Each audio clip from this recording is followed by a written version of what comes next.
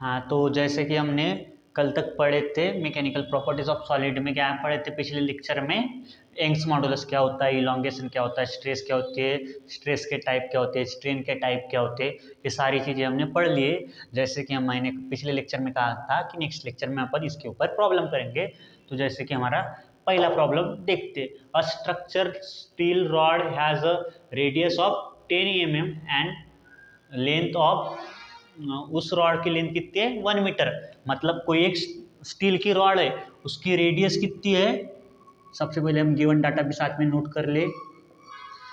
उसकी रेडियस कितनी है? 10 mm। और उसका रॉड की लेंथ कितनी है?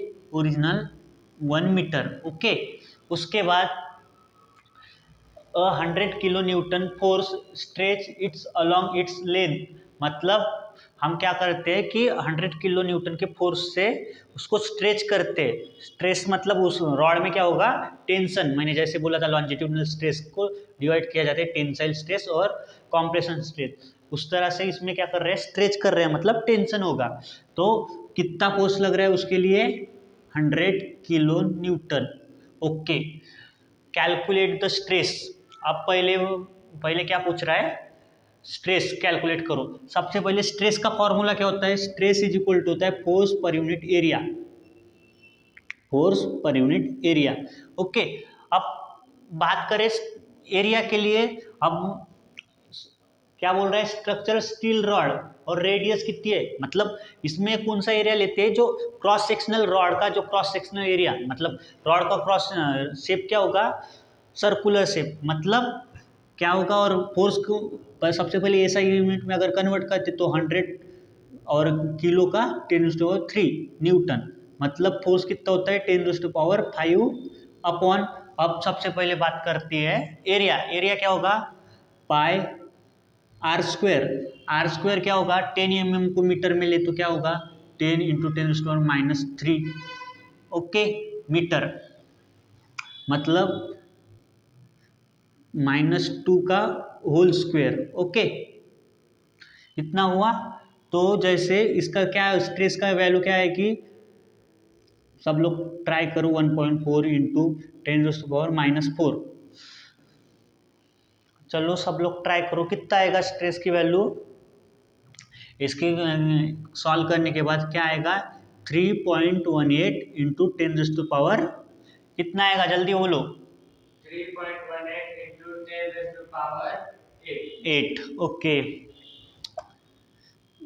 और मैंने जैसे कल ही बोला था स्ट्रेस का यूनिट क्या होगा? फोर्स पर यूनिट एरिया, मतलब न्यूटन पर मीटर स्क्वायर। ओके, हो गया। स्ट्रेस मतलब हमने पहला प्रॉब्लम पहले ही निकाल लिया। इलोंगेशन मतलब क्या होता है कि जैसे स्ट्रेच करते हैं तो उसके बाद में जो चेंज इन लेंथ होता है उसी को हम इलोंगेशन बोलते हैं। तो जैसे इलोंगेशन मतलब मैंने यंग्स मॉडुलस का क्या फॉर्मूला बताया था? ये upon change in length upon original length.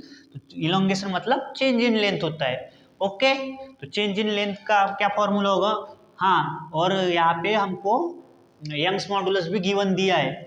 Young's modulus कितना है? 2 × 10⁻11 न्यूटन पर मीटर स्क्वायर। ओके, तो इसी से हम क्या कर सकते हैं? चेंज इन लेंथ मतलब इलोंगेशन क्या होगा? Elongation. Okay, force into original length area into Young's modulus. Okay, उसके बाद फोर्स कितना है? 10⁻5 और रॉड की लेंथ कितनी है? 1 मीटर। अब बात करें नीचे एरिया कितना है? Pi into 10⁻⁻⁴। ओके, और यंग्स मॉडुलस कितना है? 2 × 10⁻11। ओके, अब इसको सॉल्व करने के बाद क्या आएगा? Young's modulus. 1 मिनट का टाइम देता हूँ, बताओ क्या आ रहा है? 1.59 × 10⁻³ ओके।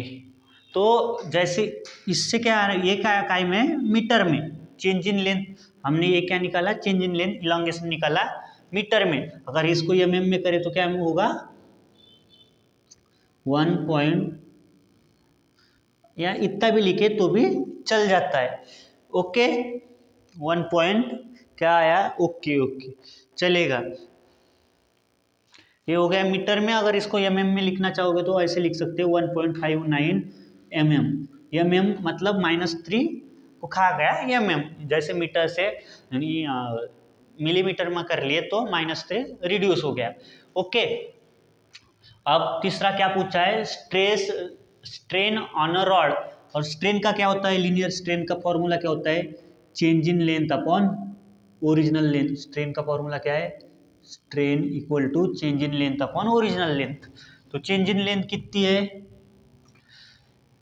हमने अब भी इलोंगेशन फाइंड किए 1 मिलीमीटर, तो ऐसा यूनिट पे करना पड़ता है इसलिए -3 और ओरिजिनल लेंथ कितने 1। ओके तो इसको सॉल्व करते हैं तो कितना आएगा, स्ट्रेन कितनी आएगी इसकी 1.59 इंटू 10⁻³ पर ये मीटर में। ओके ये -3 हो गया। हम इसको अप्रोक्सीमेट ऐसे भी लिख सकते हैं 1.6 इंटू 10⁻³ और इसको अगर इन टर्म ऑफ परसेंटेज में लिखे तो क्या करेंगे, इसको अगर इन टर्म ऑफ परसेंटेज में लिखते हैं तो इसको कैसे लिख सकते हैं 0.16%। इसको हम मल्टीप्लाई बाय 100 कर देंगे तो काय में कन्वर्ट हो जाएगा परसेंटेज में। ओके हो गया हमारा पहले 3। अब बात करते नेक्स्ट क्वेश्चन की। तो इसमें क्या है, average depth of Indian Ocean is about 3000 metre. Okay मतलब डेप्थ दी है इसकी 3000 मीटर। ओके डेप्थ दी क्या है 3000 metre. Calculate the fractional compression change in length, मतलब ये क्या है volumetric strain change in volume upon of the water at the bottom of the ocean give the bulk modulus. क्या है बल्क मॉडुलस के कितना दी गिवन है 2.2 into bulk modulus 109 10⁻⁹ okay newton पर मीटर स्क्वायर। तो जैसे मैंने बल्क मॉडुलस का क्या फॉर्मूला था, bulk modulus is equal to change in pressure upon change in volume upon original volume. Okay तो हमको क्या फाइंड करना है, change in volume upon original volume volumetric strain. तो क्या होगा, हमको change in pressure upon bulk modulus. Bulk modulus given है पर हमको चेंज इन प्रेशर अब फाइंड करना पड़ेगा। ओके तो सबसे पहले हाँ यूनिट डिवाइड में तो बराबर है। तो बताओ इसके हम प्रेशर कैसे सॉल्व करेंगे, प्रेशर कैसे फाइंड करेंगे। तो इसलिए प्रेशर फाइंड करने के लिए जब वाटर बॉडी में है तो उसके लिए प्रेशर का चेंज इन प्रेशर का फॉर्मूला क्या होगा, change in pressure is equal to h rho g. H मतलब जो डेप्थ उसकी जितनी हाइट है 3000 मीटर इंटू रो कितनी होती है बताओ, वाटर की डेंसिटी बताओ, वो होती है 1000 किलोमीटर पर मीटर क्यूब, किलोमीटर पर मीटर क्यूब। और जी क्या होते हैं 9.8। इसको हम सॉल्व करते हैं तो इसका चेंज इन प्रेशर क्या होगा 10⁻⁶ और ये अप्रोक्स मान ले हम 10, ग्रेविटी की वैल्यू को भी 10 अगर मान ले तो कितने होते हैं 6-7, 3 इंटू 10⁻⁷ न्यूटन पर metre square. Okay change in pressure हमारा आ गया। चेंज इन प्रेशर कैसे निकाले कि वो लिक्विड में, तो हमने लिक्विड में क्या होता है एच रो जी, ये प्रेशर का फॉर्मूला है, इस फॉर्मूले से हमने प्रेशर चेंज इन प्रेशर निकाल दिए। तो अब हम क्या करेंगे, सिर्फ वैल्यू पुट करेंगे और गिवन भी दिया था जी की वैल्यू हमको 10 लेना था इसलिए हमने यहाँ पे 10 ही लिए। उसके बाद चेंज इन प्रेशर कितना आया 3 इंटू 10⁻⁷ और बल्क मॉडुलस कितना है 2.2 इंटू 10⁻⁹। इसको सॉल्व करने के बाद कितना आएगा वो जो होगा हमारा वैल्यूमेट्रिक स्ट्रेन। तो बताओ कितना आएगा,